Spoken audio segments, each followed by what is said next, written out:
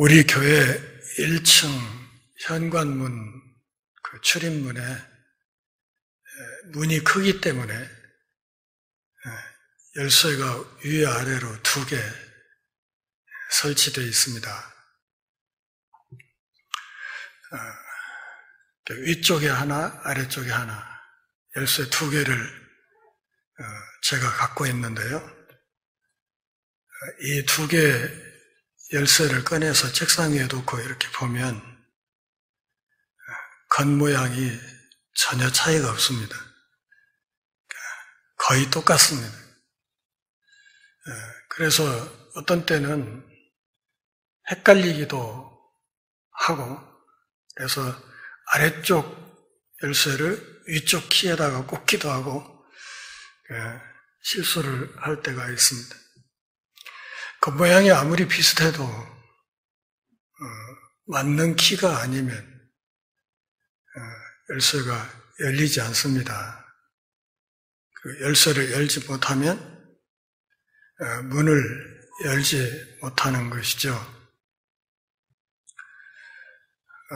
오늘 본문에서 예수님이 베드로를 칭찬하시는 중에 천국 문에 대해서 말씀을 하십니다.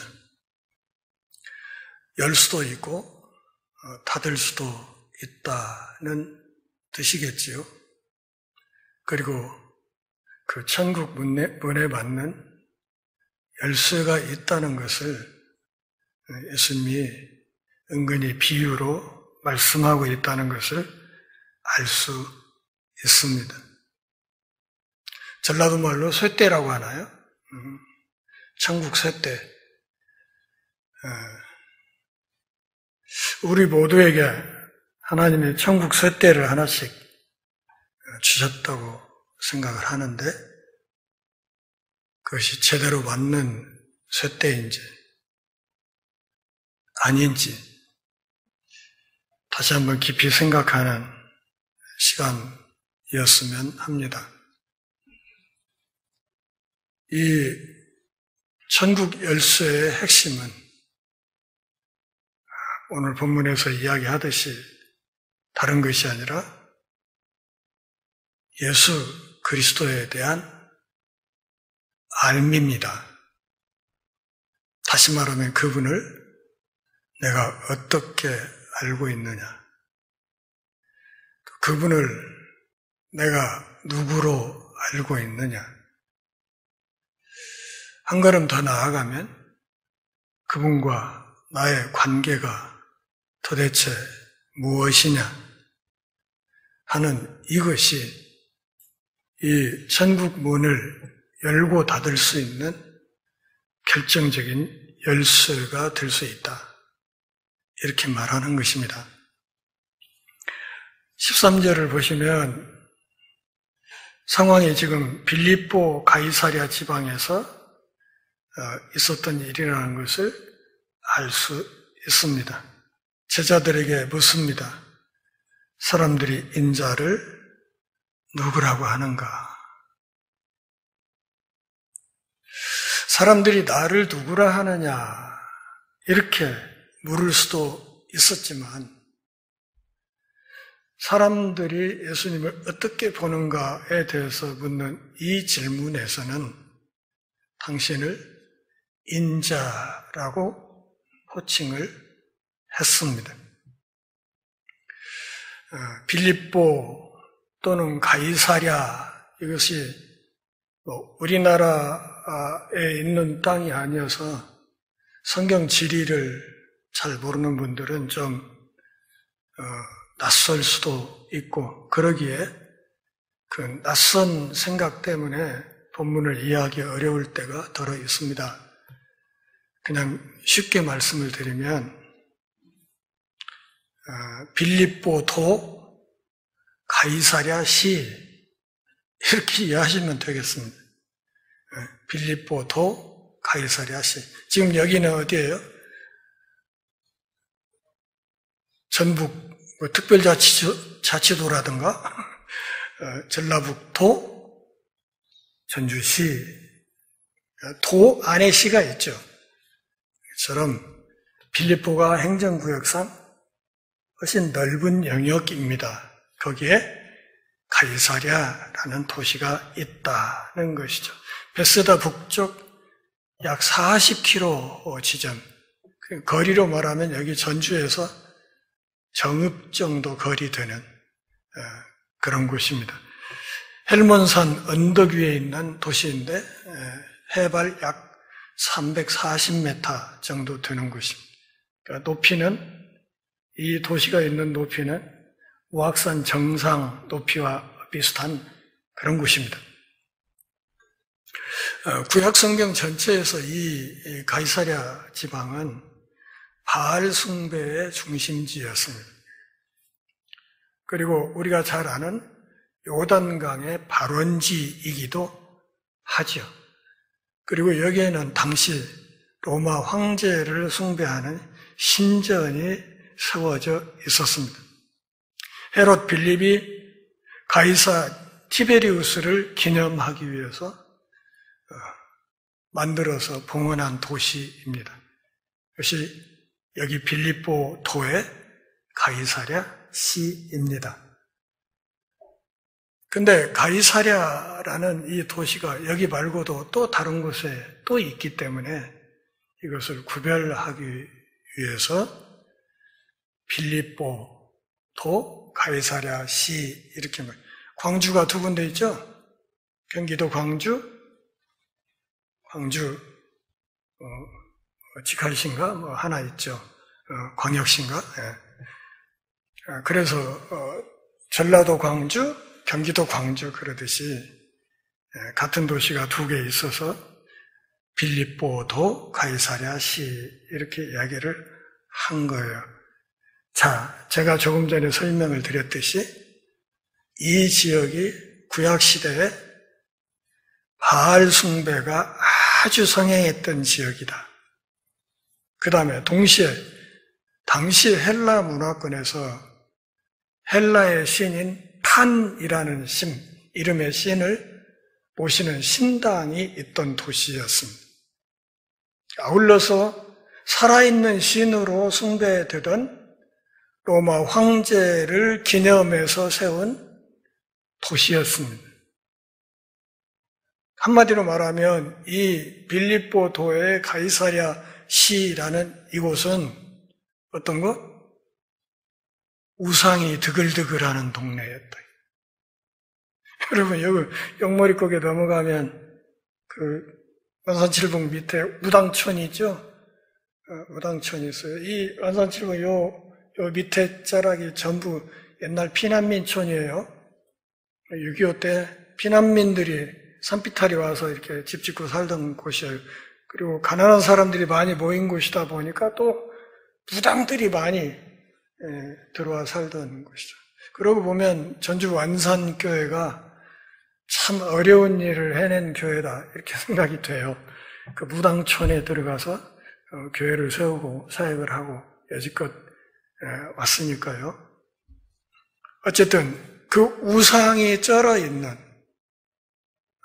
그 땅에서 이제 예루살렘에 올라가서 십자가를 지셔야 될 날이 가까워. 그리고 그동안에 우리가 살폈듯이 예수님을 공격하고 그리고 예수님의 제자들을 핍박하고 예수님을 어떻게든 죽여 없애려고 하는 당시 유대사회의 기득권 세력들이 계속해서 칼날을 갈아가고 있던 이런 상황에서 이제 그분이 십자가를 지고 부활하고 얼마 후에 승천하게 되면 이 땅에 남겨질 하나님의 자녀들 또 그들을 돕고 이끌어 나가야 될 중요한 기구인 교회, 그 교회의 털을 닦아야 될 제자들을 그들 마음속에 있는 신앙 고백을 명확하게 확인해야 될 시점에 이르렀다. 이렇게 판단하신 거예요. 그러니까 지금 13절에 있는 이 질문, 사람들이 나를 누구라 하느냐? 예수님이 그게 궁금한 게 아니에요. 그게 궁금한 것이 아니고 예수님이 진짜 하고 싶은 질문은 15절에 있어요. 그러면 너희는 나를 누구라 하느냐? 이거예요. 이거. 그러니까 앞에 있는 13절에 있는 사람들이 인자를 누구라 하느냐 하는 이 질문은 15절에 이 질문을 하기 위한 하나의 배경 역할을 하고 있다. 이렇게 말을 할 수 있겠습니다. 예수님의 이런 의중을 모르는 제자들은 또 그냥 아주 솔직하게 14절에서 이 질문에 대해서 대답을 열심히 하지요. 인자라는 말 제가 여러 번 설명을 드렸듯이 구약성경 다니엘서 7장 13, 14절에 이 말의 뿌리가 있습니다. 헬라어의 인자라는 말을 그대로 직역해서 풀어서 설명을 하면 인자라는 말이 아니라 그 사람의 아들이라는 말이에요. 그러니까 이 그 사람의 아들이라는 이 말은 사람의 아들이라는 그 말 앞에 정관사 그라는 말이 추가된 말이에요. 그러니까 그 사람의 아들. 그러면 그 사람의 아들이라고 말을 할 때는 도대체 사람의 아들이라고 이야기된 이전에 어떤 맥락이 있을 것 아니냐? 그런 말이죠. 그 이전 문맥이 바로 다니엘서 7장 13절, 14절이라 그런 말입니다. 그게 다니엘이 환상 중에 사람의 아들처럼 생긴 어떤 사람이 와서 옛적부터 계시니 성부 하나님이죠. 그분으로부터 나라와 권세와 영광을 받는, 근데 구름을 타고 와서 받는 그런 환상을 봐요. 다니엘이 보았던. 근데 그 사람의 모양으로 오신 그분이 구약의 많은 성경학자들은 그분을 메시아라고 이해를 했죠. 예. 그러니까 메시아가 사람의 모양으로 와서 온갖 우주의 권세를 받는 그것을 다니엘이 보았는데, 다니엘이 보았던 바로 그 사람의 아들, 그게 인자라는 말. 사람들이 그 사람의 아들에 대해서 뭐라고 하더냐, 누구라고 하냐, 이렇게 물으니까 제자들이 대답을 하죠. 부잣집 막둥이 아들처럼 쫑쫑쫑 대답을 잘합니다. 예, 세례 요한이라고 하는 사람도 있고요. 또 어떤 사람들은 엘리야라고도 하고요. 또 어떤 사람들은 예레미야라고도 하고, 또 어떤 사람들은 몰라, 그냥 좌우간 누군지는 몰라도 그냥 좌우간 선지자 중에 하나요, 이렇게 얘기를 하는 사람도 있습디다, 이렇게 얘기를 한 거예요.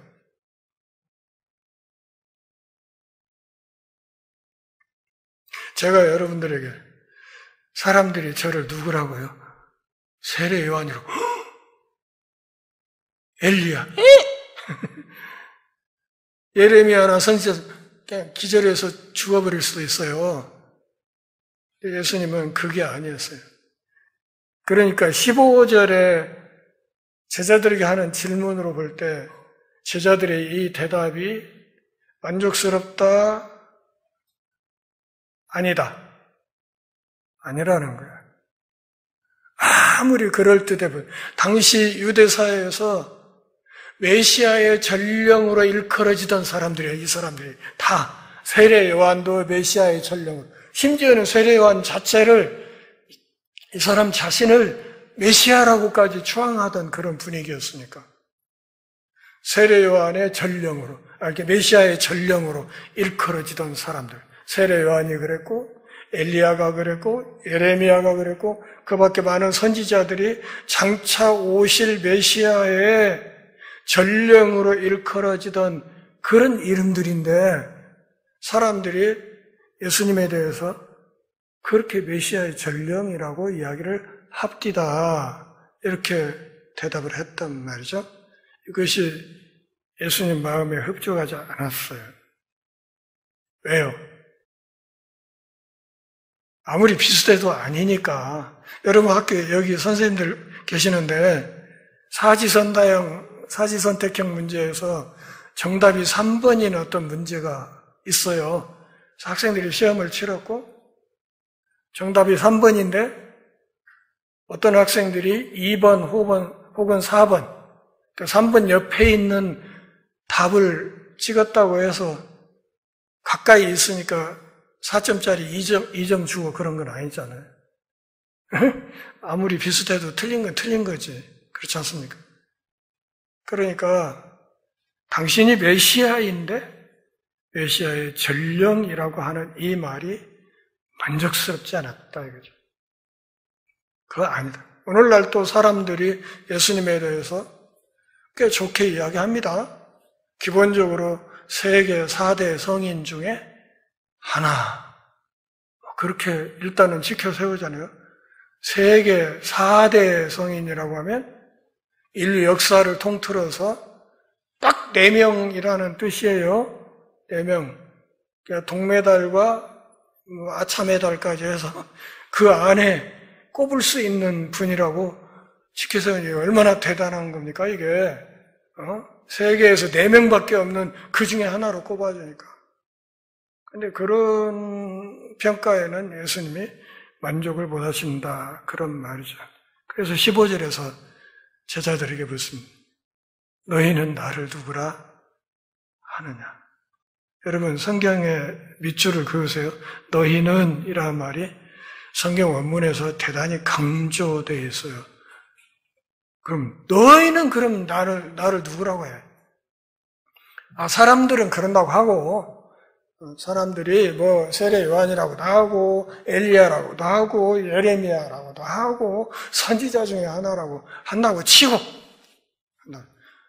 세상 사람들은 나를 세계 4대 성인 중에 하나라고 한다고 치고 그러면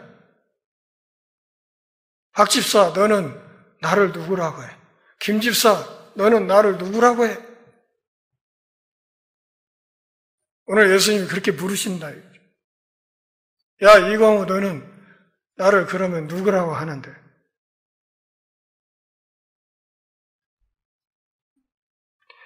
하나님 나라의 기본 진리를 제대로 이해하고 있는지 그것을 예수님이 확인하고 싶었어요. 왜? 그래야 교회의 주춧돌이 될 수 있으니까. 인류 역사 후반부에 결정적인 구원의 방주가 되는 교회의 터가 될 사람들이니까. 이 사람들의 하나님 나라에 대한 이해, 이 사람들의 예수님에 대한 이해가 무엇보다 중요하다고 판단하셨기 때문에 물으시는 거예요. 너희는 나를 누구라고 해? 베드로, 너는 나를 누구라고 해? 마태, 너는 나를 누구라고 해? 이거 물으시는 거예요. 그랬더니 아주 동작 빠르게 베드로가 대답해서 고백합니다. 16절 같이 읽겠습니다. 시몬 베드로가 대답하여 이르되 주는 그리스도시요 살아계신 하나님의 아들이시니이다. 제가 이 우리말 개역 번역문을 읽다가 한참 웃었는데요. 여기 보면 예수님의 호칭이 3가지가 나온 것 같죠? 주, 그리스도, 하나님의 아들 이렇게 나온 것 같죠? 그런데요, 이 주라는 말로 번역된 우리말 개역성경 이것은 그냥 평범한 2인칭 대명사 당신이에요. 당신은 그리스도시고 살아계신 하나님의 아들입니다. 그러니까 베드로가 대답한 것은 2가지예요. 당신이 구세주이십니다. 그리고 살아계신 하나님의 아들이십니다. 원문 체크 안 하면 이 대목에서 필요 이상으로 은혜롭게 설교하는 사람 틀림없이 나올 거예요. 그러니까 여기 주라는 말은 당신으로 바꿔 번역해야 됩니다. 당신은 그리스도시고 살아계신 하나님의 아들입니다. 여기 주로 표현된 헬라어 휘라는 말은 2인칭 대명사예요. 당신은 그리스도시고 살아계신 하나님의 아들. 하나님의 아들이라고 하면 되는데 굳이 하나님 앞에 뭘? 살아계신이라는 수식어를 붙인 이유가 뭘까요? 아까 말씀드렸죠. 이 땅에, 이 빌립보도의 가이사랴시 이 땅에 구약 역사에서 바알 숭배가 굉장했던 동네라고, 아울러서 그리스의 헬라의 판신이 숭배되는 곳이라고, 살아있는 신으로 숭배되는 로마 황제가 떠받들려지는 땅이라고 말씀을 드렸죠. 그러니까 살아계신 하나님의 아들이라 하는 이 말의 이면에는 바알도 죽은 신, 헬라의 판신도 죽은 신, 살아있는 신으로 떠받들려지는 로마 황제도 영원히 그 자리에 있지는 않으니까 죽은 거나 다름없는 신, 이게 전제되어 있는 거예요. 살아계신 하나님의 아들입니다. 당신은 죽은 신의 아들이 아닙니다. 살아계신 하나님의 아들. 또 하나, 히브리 문화권에서 아버지와 아들은 항시 그 영광과 존귀가 동일해요. 그러니까 예수님이 내가 하나님의 아들이다, 성부 하나님, 그분의 내가 아들이다 하는 이 말을 히브리식 사고에서 유대인들은 어떻게 이해를 하는 거예요? 지가 하나님이라고? 이렇게 이해를 하는 거란 말이에요. 그러니까 아들과 아버지는 영광과 존귀와 권위가 동등하기 때문에, 그런 인식을 갖고 있기 때문에 누구의 아들 이렇게 하면 지가 누구라고 이렇게 이해를 하는 거란 말이죠. 그러니까 내가 하나님의 아들이다 이렇게 얘기를 하면 지가 하나님이라고? 이런 거예요. 그래서 예수를 죽인 거예요. 베드로가 지금 고백을 해요. 당신은 구세주이시고 살아계신 하나님의 아들이십니다. 그 누구와도 비교할 수 없는 유일무이한 우주의 왕이십니다. 이렇게 고백을 하는 거예요. 살아계신 하나님. 그러니까 당신은 살아계신 하나님의 아들입니다. 이 말은 곧 무슨 표현이에요? 당신은 살아계신 하나님입니다. 이것과 같은 뜻이에요. 이렇게 고백을 하자. 예수님이 만족했을까요? 만족했어요. 왜냐하면 이게 정답이거든. 이게 3번이에요. 이게 2번, 4번이 아니고 이게 3번이란 말이에요. 이 정답이란 말이에요. 만점을 주고 싶어요. 그래서 17절에서 칭찬을 하십니다. 같이 읽습니다. 예수께서 대답하여 이르시되 바요나 시몬아 네가 복이 있도다. 이를 내게 알게 한 이는 혈육이 아니요 하늘에 계신 내 아버지 신이라. 자, 뒷부분에 있는 하늘에 계신 내 아버지라는 말이 앞에 있는 살아계신 하나님의 아들이십니다 란 말과 같아요, 달라요? 같아요. 베드로 입에서 나온 말을 그대로 예수님이 반복하신 거예요. 정답. 맞았네? 이런 말이죠. 이거 정답. 제대로 얘기해서 제대로 맞춘 거야. 근데 얘가 이걸 알게 된 거야. 너와 똑같은 몸을 입고 네 곁에 서 있는, 사람 묘수로 서 있는 나를 그리스도시고 살아계신 하나님의 아들이라고 인정하고 고백할 수 있게 된 것은 살과 피가 아니요. 다시 말하면 인간의 생각과 추론과 논리와 검토와 분석과 이런 작업을 통해서 네가 얻은 결론이 아니야. 이 결론은 하늘에 계신 내 아버지께서 너에게 계시하셨기 때문이야.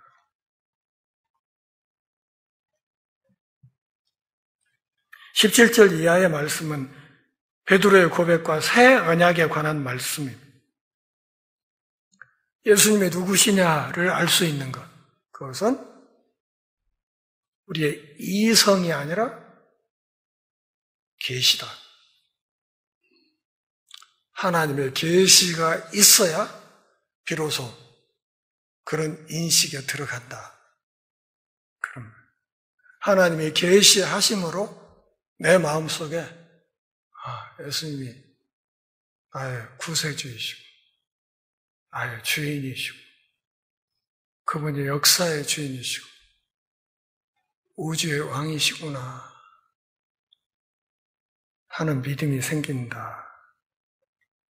그리고 그 믿음이 있는 사람이 복되다.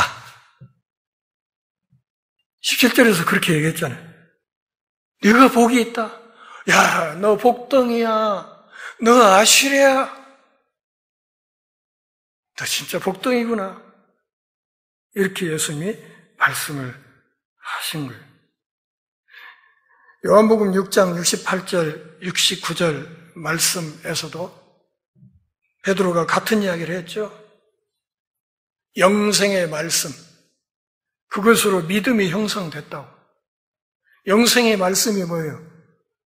바로 계시지요. 당신 안에 있는 그 계시로 인하여 우리가 당신을 믿게 됐습니다. 이렇게 고백하지 않습니까? 요나의 바요나 시몬이라는 말은 요나의 아들이라는 뜻이에요. 바르라는 말은 누구의 아들 그런 뜻이니까 요나의 아들 바디메오 하면 디메오의 아들 그런 말이거든요. 옛날에 어린아이들이 이름을 잘 안 붙여주고 그냥 누구의 아들로 통칭하던 때가 있었어요. 그래서 바요나 이 말은 요나의 아들 그런 뜻이에요. 그런데 요한복음 1장 42절 말씀을 보면 요한의 아들 시몬 이렇게 얘기해요. 베드로 요한의. 그러니까 여기서는 요한이라고 하고 오늘 본문에서는 요나라고 하는데 이 요나라는 이 이름이 아마 요한이라는 이 이름의 약칭이었을 것입니다. 그러니까 성경이 뭐 잘못 기록했잖아 이게 아니고 같은 이름을 그렇게 표현한 것으로 이해하시면 좋겠습니다. 요한의 아들 시몬아. 시몬도 당시에 많이 있었기 때문에 구별하기 위해서 아버지 이름을 갖다 붙인 거예요. 요한의 아들 시몬아. 참 복된 사람이다. 예수님이 구세주다. 살아계신 하나님의 아들이다. 계시를 통해서 그것을 알고 믿는 사람이 어떻다? 그게 복덩어리다. 복 다 받은 거예요. 이만하면. 우리가 예수를 믿었다 하면 그걸로 복 다 받은 거예요. 뭘 더 받으려고. 뭘 더 받으려고. 왜 그렇게 목사 장로들이 명예 욕심이 많아가지고 그렇게 추잡을 떠는지 모르겠어요. 예수 믿었으면 된 건데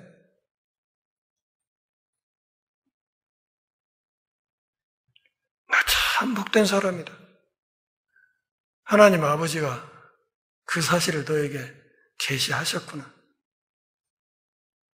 이 귀한 고백을 네 가슴에 품게 됐으니 너 얼마나 복된 사람이야. 너 출세했어? 그런 얘기지. 너 그만하면 출세한 거야. 그러면서 18절, 19절에서 제자들을 향해서 아주 위대한 새 언약을 주십니다.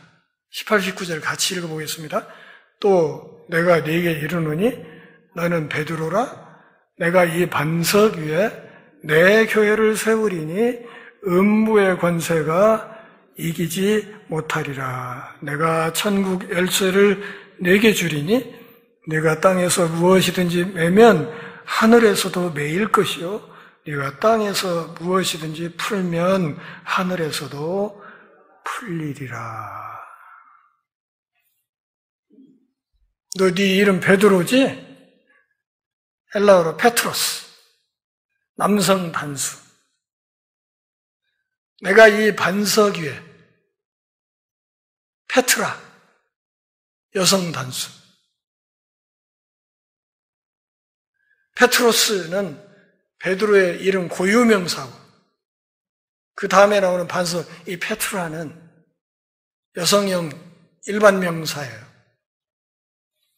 천주교에서는 베드로를 이 본문을 근거로 초대 교황이라고 이야기를 하고, 지금도 바티칸 시국에 가면 성 베드로 성당이 있죠. 거기에서 교황이 라틴어로 미사를 집전합니다. 그리고 현재 교황까지 족보가 쫙 만들어졌어요. 물론 중세 때 동시에 교황이 2명, 3명이었던 때도 있었지만 어쨌든 족보가 만들어요. 베드로를 초대 교황이라. 여기 이 말씀에 근거해서 그렇게 하는 겁니다. 그런데 그렇지 않고요. 에베소서 3장 9절부터 11절까지 말씀을 우선 우리가 살펴보면 주님의 몸인 이 교회가 그리스도 안에서 하나님이 이 땅에 세우신 인류 역사의 마지막 극약 처방이라는 것을 알 수 있어요. 하나님이 지상에 꽂아놓으신 유일한 기관이 예수 그리스도의 몸인 교회라. 그것을 사도 바울이 지금 에베소서에서 가르쳐주고 있는 것입니다. 아울러서 베드로전서 2장 6절부터 8절까지 말씀을 잘 들여다보면 예수님이 이 땅에 세우신 이 중요한 기구인 교회가 우리의 삶과 죽음을 가르는 문이 된다 하는 사실을 명확하게 말하고 있습니다. 예수님 19절에서 천국의 열쇠 이야기하는 이유를 우리가 알아야 된다 그런 말이죠. 내가 이 반석 위에 내 교회를 세운다 했을 때 그러면 반석이 뭘까요? 베드로일까요? 아니에요. 베드로를 비롯한 제자들의 반석 같은 고백이에요. 주는 그리스도시고 살아계신 하나님의 아들입니다 하는 고백인데 이 고백의 대상이 누구예요? 예수님이죠. 그러니까 결론적으로 이 반석은 누구를 가리키는 거예요? 예수님을 가리키는 거예요. 그래서 오늘 본문 18절에 보면 교회 앞에 뭐가 붙어 있어요? 내 교회 이렇게 말한 거예요. 내 교회. 이 교회 주인이 누구예요? 예수님이에요. 교회의 주인이 예수님이라고 인정한다면 세습해야 쓰겠어요? 안 해야 쓰겠어요? 시골에 목사를 청빙하지 못해서 헤매는 교회의 세습 말고 서울에 있는 대형 교회들 세습을 얘기하는 거예요. 교회의 주인이 누구다? 예수님이시다.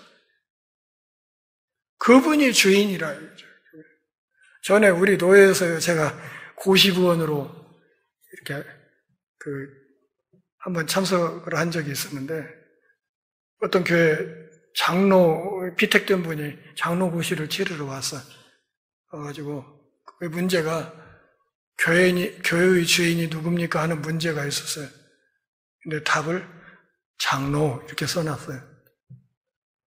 그래갖고 이 양반 때문에 면접할 때 난리가 났었어요. 앉혀놓고 교회 주인이 누구요? 장로예요. 그러니까 너무 기가 막히니까 고시부원들이 목사들이 물었어요. 도대체 이유가 뭔데 그때? 대한예수교 장로회 아닙니까?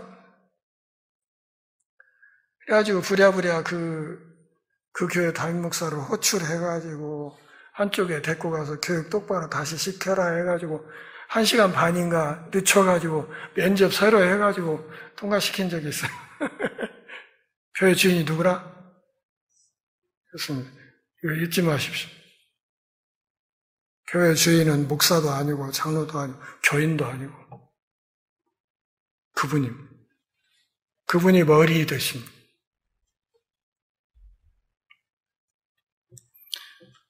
그분의 교회가 세워지면 음부의 권세, 음부라는 건 죽은 자의 영역이에요. 하나님 나라에 들어오지 못하는 죽은 자의, 영원히 죽는 자들의 영역, 거기에 권세가, 여기 권세라는 말 밑줄 긋고 잘 기록해 놓으세요.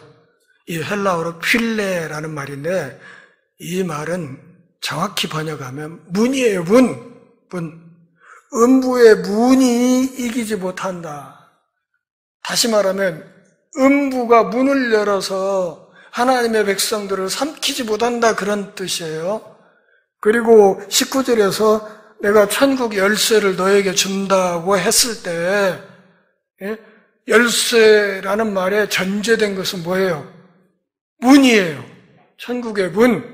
그러니까 18절에 음부의 문, 19절에 천국의 문, 이게 지금 대비되고 있는 거예요. 내가 너의 이 반석 같은 신앙 고백 위에 내가 하나님 나라의 열쇠를 너에게 줄 것이다. 네가 땅에서 매매 하늘에서 매이고 땅에서 풀면 하늘에서도 풀리다. 여기 푼다는 말은 그러니까 문과 관련지어서 다시 번역을 하면 땅에서 열면 그런 뜻이에요. 땅에서 닫으면, 땅에서 열면, 땅에서 열면, 교회 문을 열면 하늘에서도 열리고, 교회 문을 닫으면 하늘에서도 닫힌다. 이렇게 약속. 교회가 얼마나 중요한지 아시겠죠? 교회 우습게 생각하시면 안 됩니다. 교회를 너무 완만하게 생각하는 분들이 많아요. 그래서 걸핏하면 교회를 쪼개고 이런 짓거리들을 해요. 그 가장 무서운 죄죠.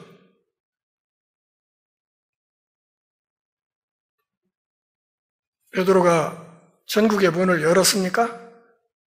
예, 열었습니다. 사도행전 공부해서 아시겠지만 오순절 때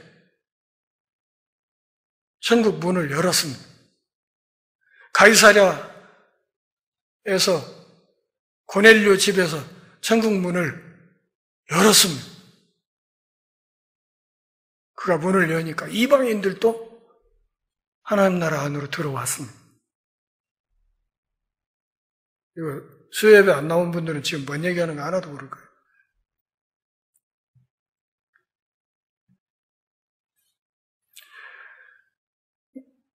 내가 너에게 천국 열쇠를 준다 할 때 예수님이 호주머니에서 열쇠 쇠대 하나를 꺼내가지고 이렇게 베드로에게 주었다고 생각하세요? 아니에요. 내가 너에게 천국 열쇠를 준다 했을 때 베드로의 머릿속에 들어오는 생각, 당시 성전을 출입하던 서기관들의 허리춤에는 쇠대가 많이 채워져 있었어요. 그걸 금방 떠올렸어요.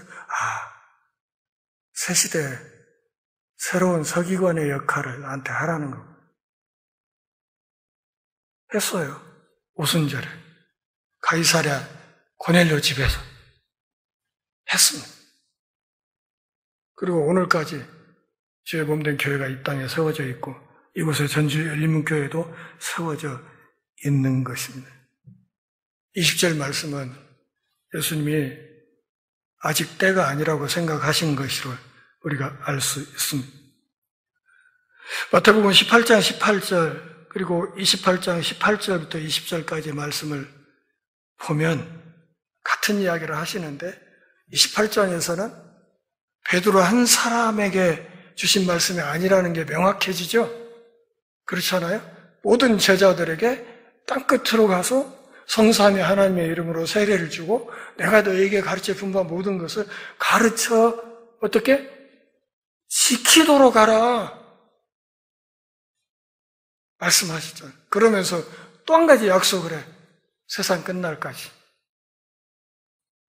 내가 선교하러 너희들이 나갈 때 그 발걸음에 내가 함께 갈 거야.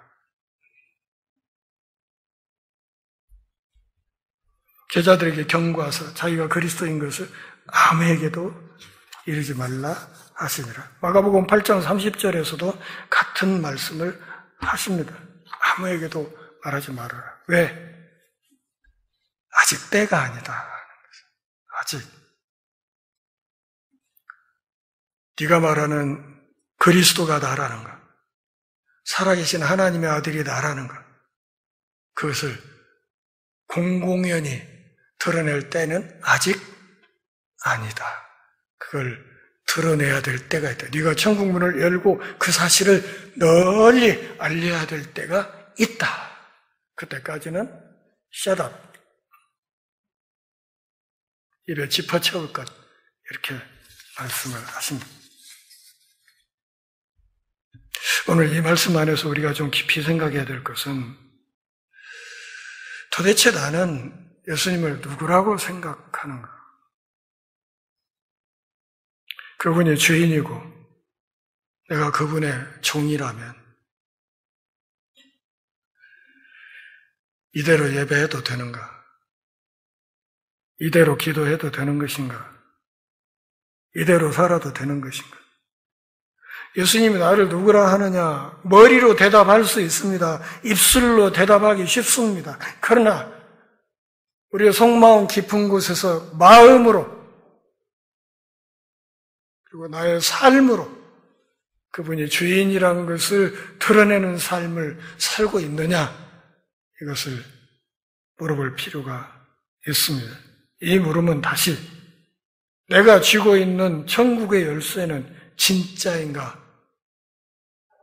이런 물음으로 바뀔 수 있을 것입니다.